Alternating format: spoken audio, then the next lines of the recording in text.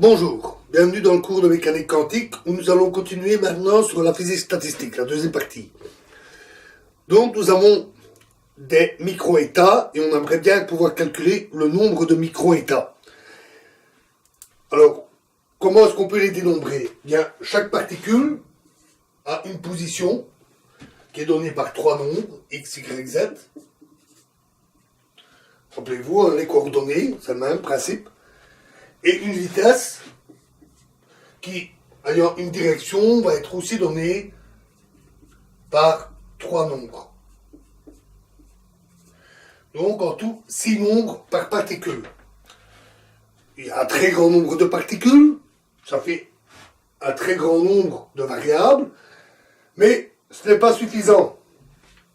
Parce que chaque valeur peut avoir, chaque grandeur ici peut avoir n'importe quelle valeur. Par exemple, le x, la particule peut être à la position 0, ou à la position 1 ou 2, mais aussi à la position 1,21 ou 1,347, 321, etc.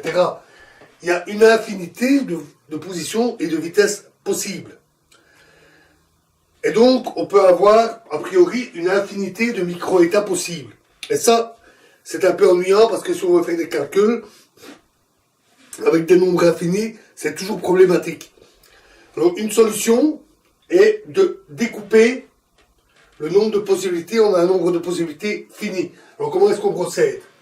Eh bien, d'abord, on va placer notre milieu dans une boîte. Par exemple, du gaz va être placé dans une boîte. En général, c'est le cas.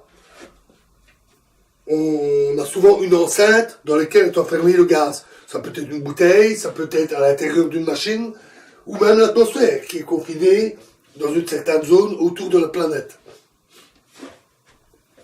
Et on va découper les positions en positions très fines, un très grand nombre de positions. Alors, ce nombre peut être énorme, mais le nombre de positions sera fini. On les choisit très petites, si petites qu'on ne pourrait même pas les mesurer, de façon à ce que ça soit pratiquement comme si c'était continu. On fait la même chose avec les vitesses. On découpe les vitesses en vitesse de 0 km/h, puis une petite fraction, puis une deuxième fraction, des vitesses de plus en plus grandes. On a un inconvénient quand même, c'est que les vitesses, elles ne sont pas dans une boîte. Les positions, oui, limitées par la boîte, mais pas les vitesses. A priori, les vitesses, elles peuvent être aussi grandes qu'on veut, même l'infini. Jusqu'à l'infini. Donc, doubler encore avec un infini. Mais ça, c'est moins grave, parce que, en pratique, on va toujours se limiter à une certaine énergie totale. Et donc, les particules ne peuvent pas avoir n'importe quelle vitesse. Leur énergie cinétique sera forcément limitée par l'énergie de tout le système. Et donc, les vitesses vont avoir un maximum.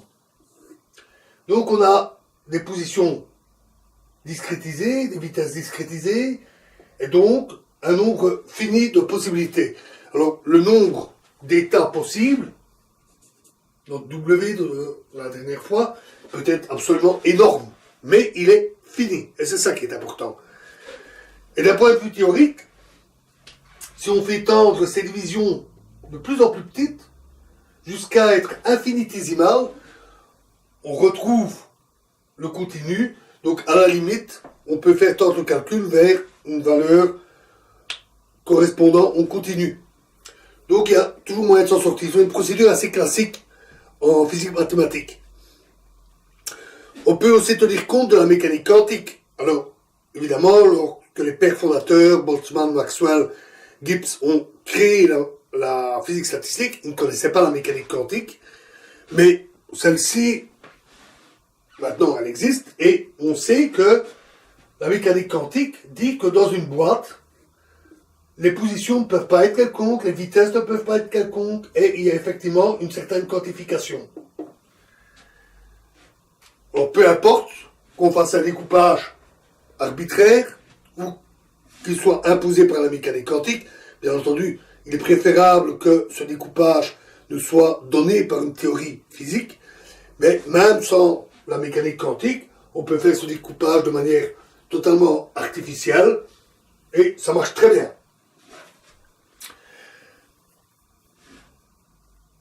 Alors ensuite, comment est-ce qu'on va déterminer les différentes grandeurs? Mais prenons l'énergie, justement. Alors, chaque particule a une certaine énergie, on va la noter epsilon i, i pour la ième particule, la première, la deuxième, troisième, etc. Et celle-ci est donnée par les lois de la mécanique. La masse de la particule fois sa vitesse au carré divisé par 2. C'est l'énergie cinétique, son mouvement. Et pour avoir l'énergie, il suffit de faire la somme de tous les epsilon i. L'énergie totale, l'énergie interne du gaz, est simplement la somme de toutes ces énergies.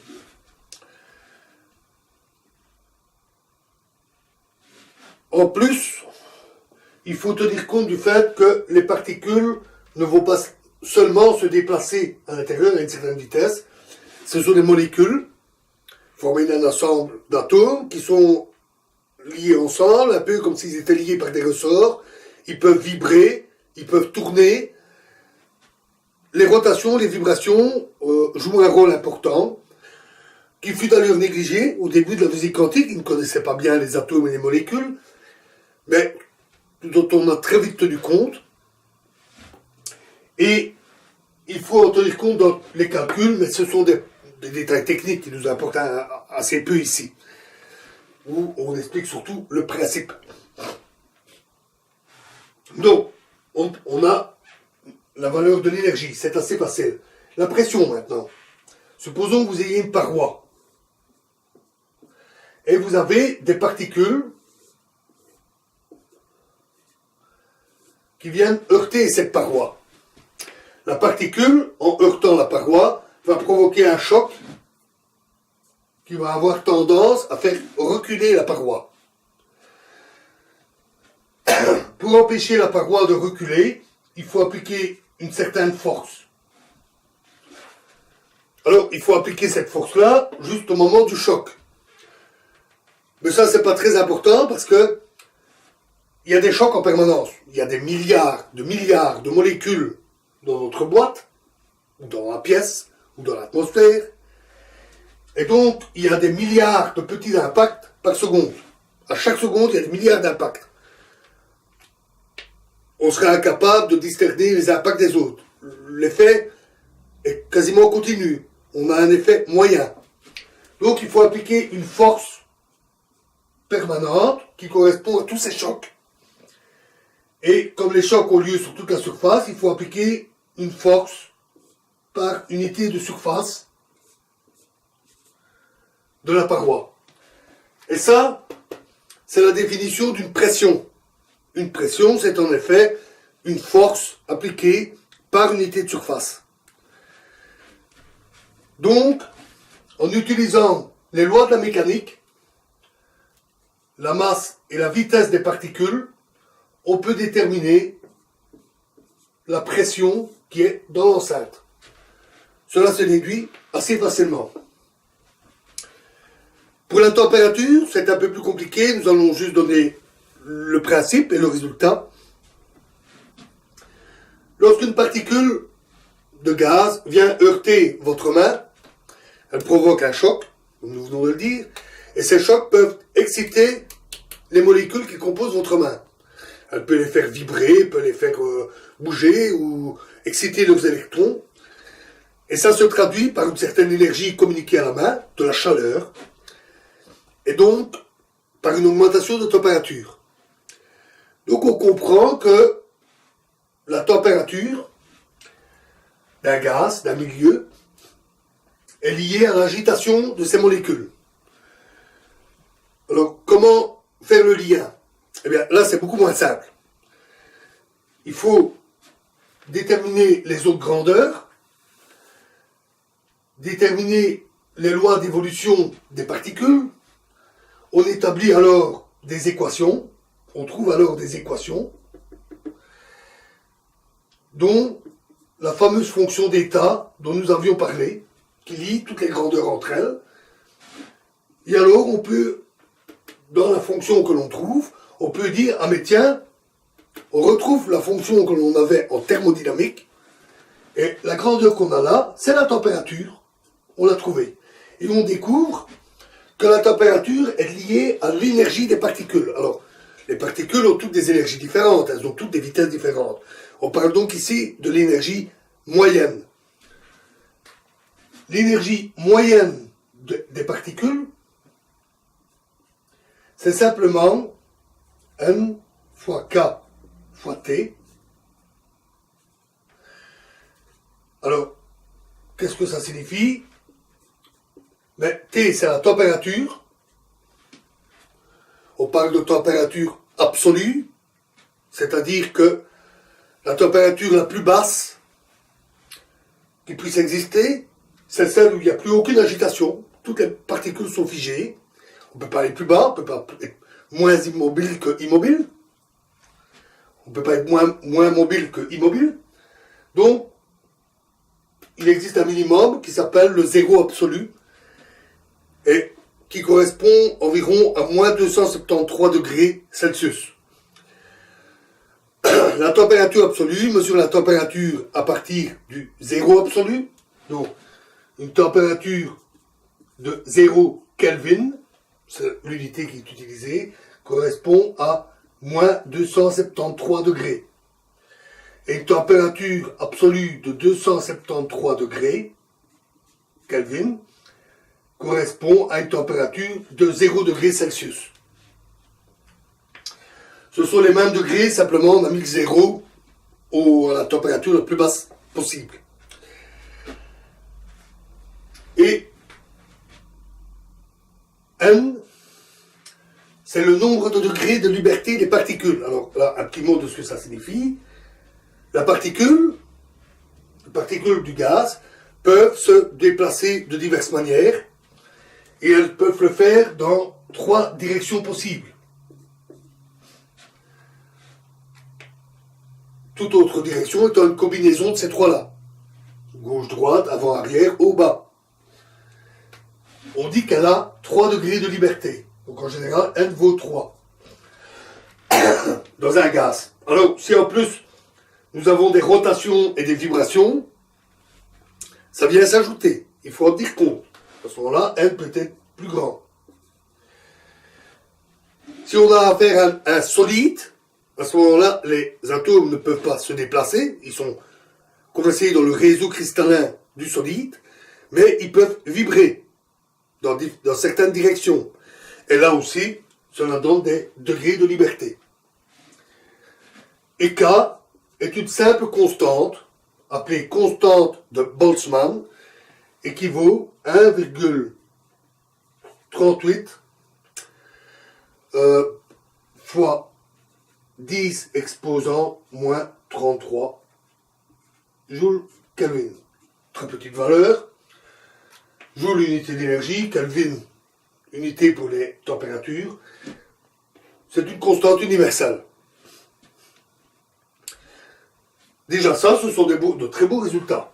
On peut ainsi montrer comment relier les différentes grandeurs aux différentes valeurs P, T, etc. Alors, comment est-ce que l'on fait en pratique ce calcul? Alors, je vais juste l'esquisser. Nous n'allons pas faire nous-mêmes de tels calculs, mais il est utile de le savoir, surtout pour la suite. Alors,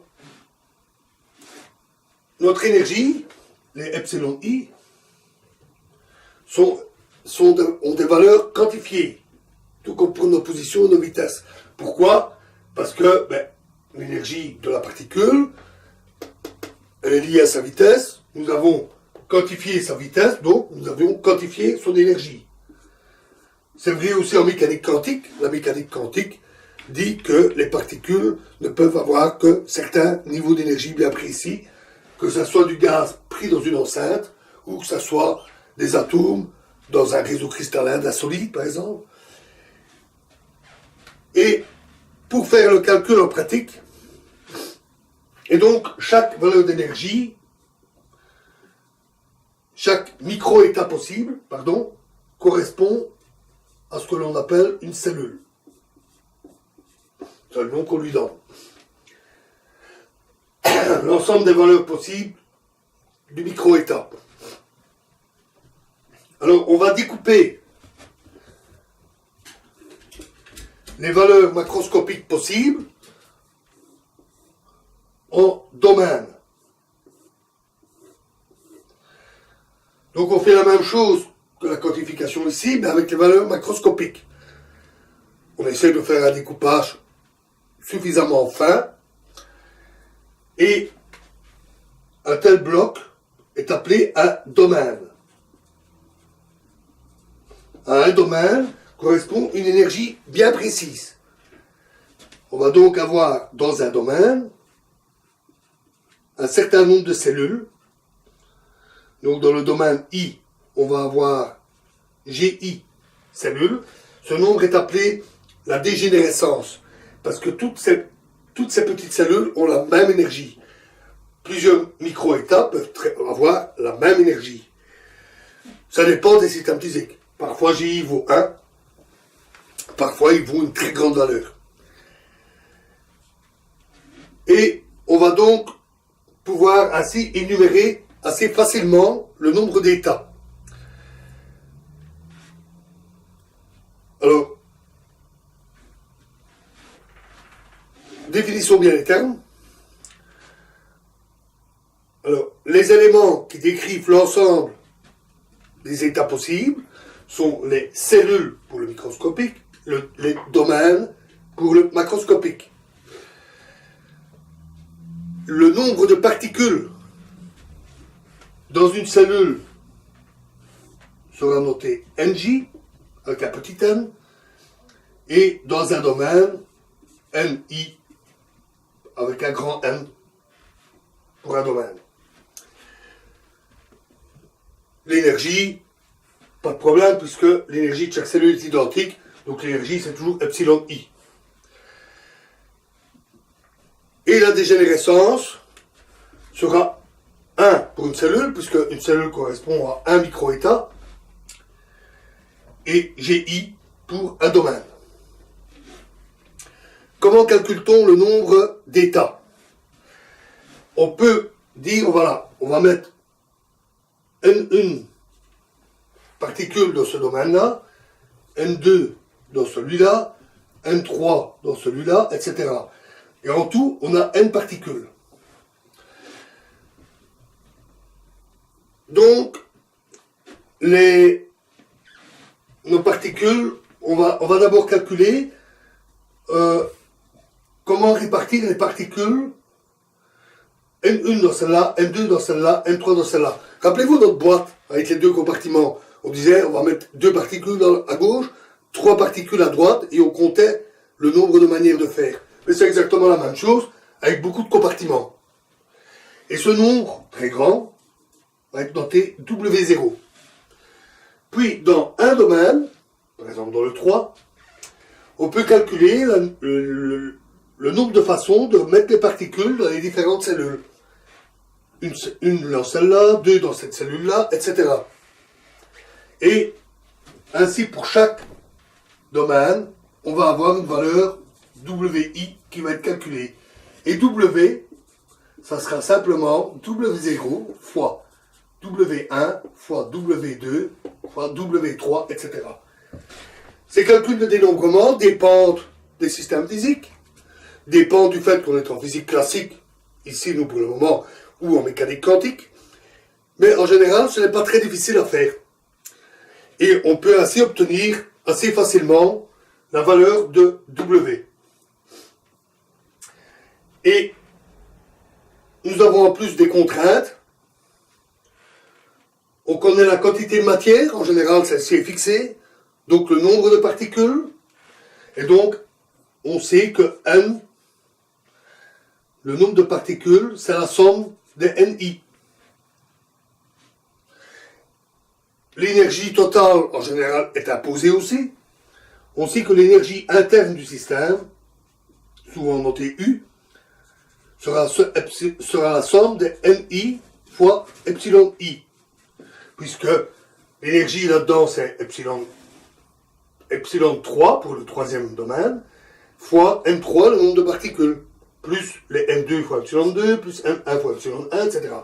Donc, on a des petites formules simples qui donnent des contraintes sur les valeurs et un moyen pratique de dénombrer le nombre d'états. Et à partir de là, on peut calculer tout ce qu'on veut et nous verrons l'exemple initial, la distribution de Maxwell-Boltzmann, dans la prochaine vidéo. Je vous remercie.